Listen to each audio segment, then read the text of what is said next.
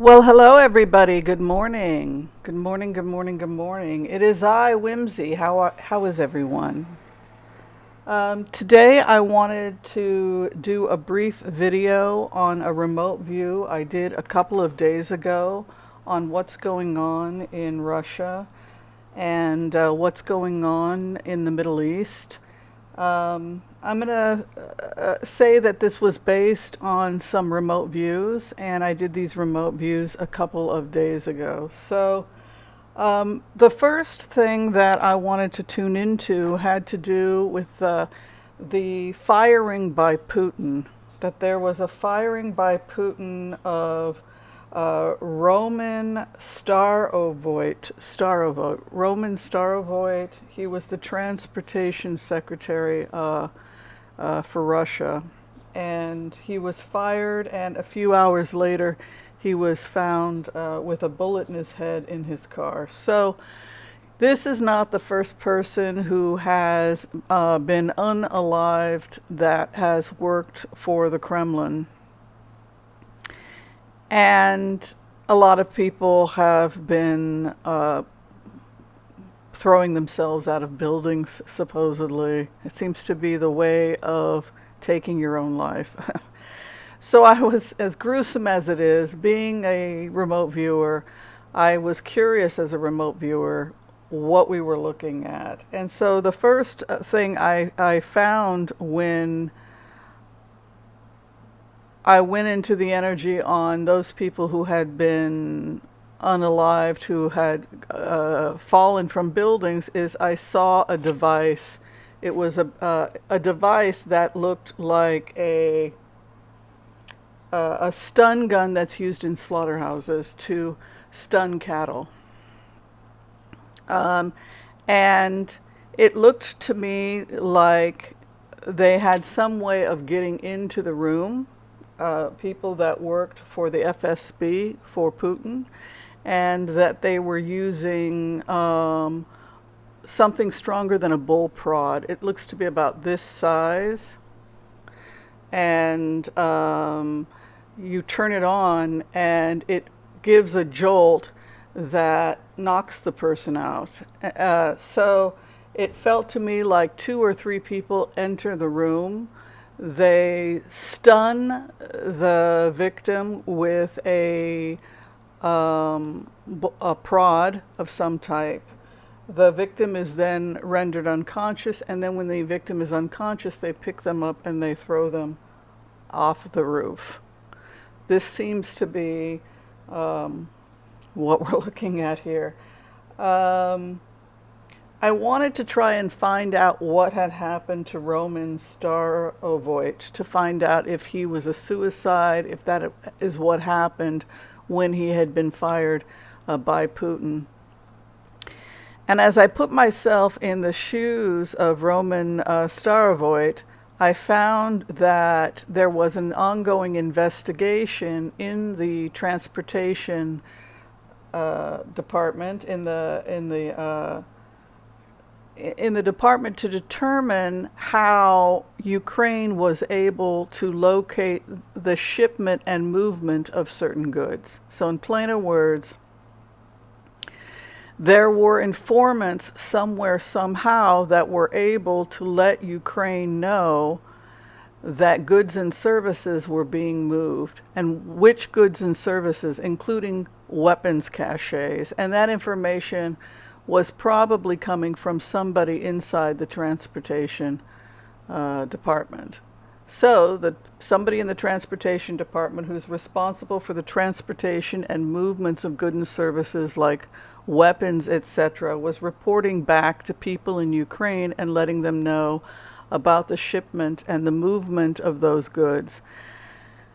And that is why the strikes, the attacks by Ukraine were so precise. And so what Putin has here is Putin has a problem in that there are so many people now that are working for Ukraine because they want to see an end to this war, that it's become a kind of circular firing squad.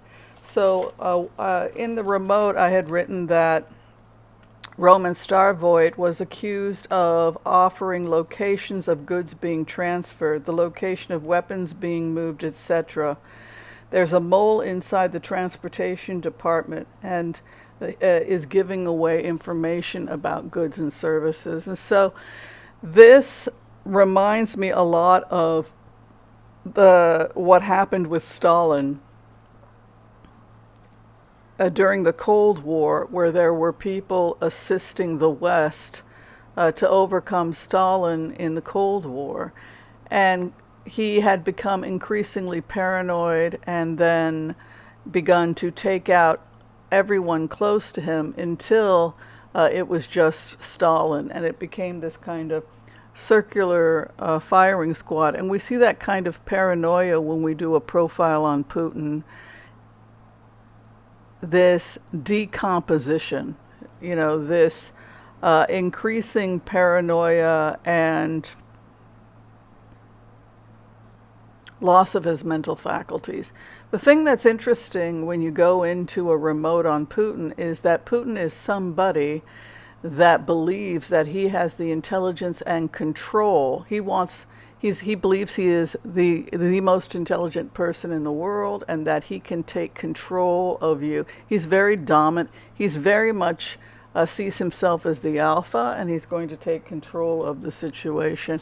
I feel that he is increasingly losing control as more and more people begin to betray him to the West, which is why I've always felt that Putin would be isolated and would have to retire. It's interesting that Stalin was not assassinated. He simply stepped down, and I think he died in old age of coronary artery disease or something. And I think he has like a granddaughter or great-granddaughter that's still running around. But it's interesting that we see similarities between the two groups. Other thing that I wanted to give a shout out that I'm very happy about has to do with the fact that we're starting to see Palestinian cities like Hebron that want to break away from the PA, Palestinian Authority, and Hamas, both of which have a history of terrorism, etc. And instead, they want to be part of the Abraham Accords. I wanted to mention Sheikh Wadi al-Jabari, also known as Abu Sanad. He's from the Jatari clan. His desire is to break with the PA and join the Abraham Accords. He wants to call Hebron Emirates, to join the United Arab Emirates. And I think that's really exciting. It means that we would be able to create an oasis in Hebron with goods and services that's protected by the Abraham Accords, by a joint military put together by the Abraham Accords, and by creating more and more oasis zones and connecting them through subways, transportation, etc. We create a modern oasis with caravans, etc., that can unite the people. The best way to make somebody support your country is to make them an investor. And the best way to make people supporters of the Abraham Accords is to create investors. And that is, in fact, what we're seeing. Other great news coming out of Gaza is that it looks like Hamas will agree to emigrate to a host country, and that the sheiks and elders of Gaza will be able to rule.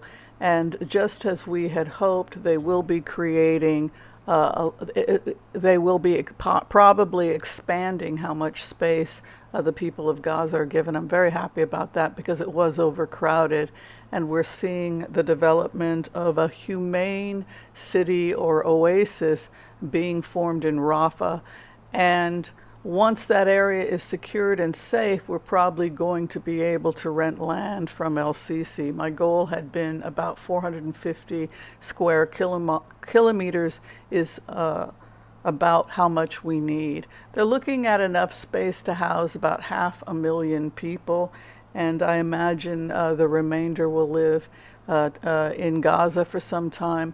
But I see an expansion happening on the perimeter in the no man's land, which is approximately 2 miles, as more and more people join the Abraham Accords and create a soft border and peace with Israel, we'll be able to see more and more land being given to us old-time peaceniks, and that'll create a new alliance between Israel and Gaza, and ultimately peace.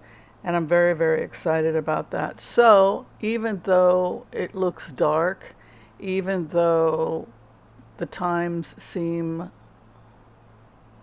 difficult, we are moving towards peace, we are moving towards balance, and we are moving away from violence and extremism. All right, I want to thank you for this quick remote view. If you're trying to see me as a remote viewer, a healer, a naturopath, or a tarot reader, please reach out to me through Booksy, and that information is below this video. Be kind to all so that all will be kind to you too. God bless. Peace out. We'll see you next time. Thank you, everyone. Thank you so much.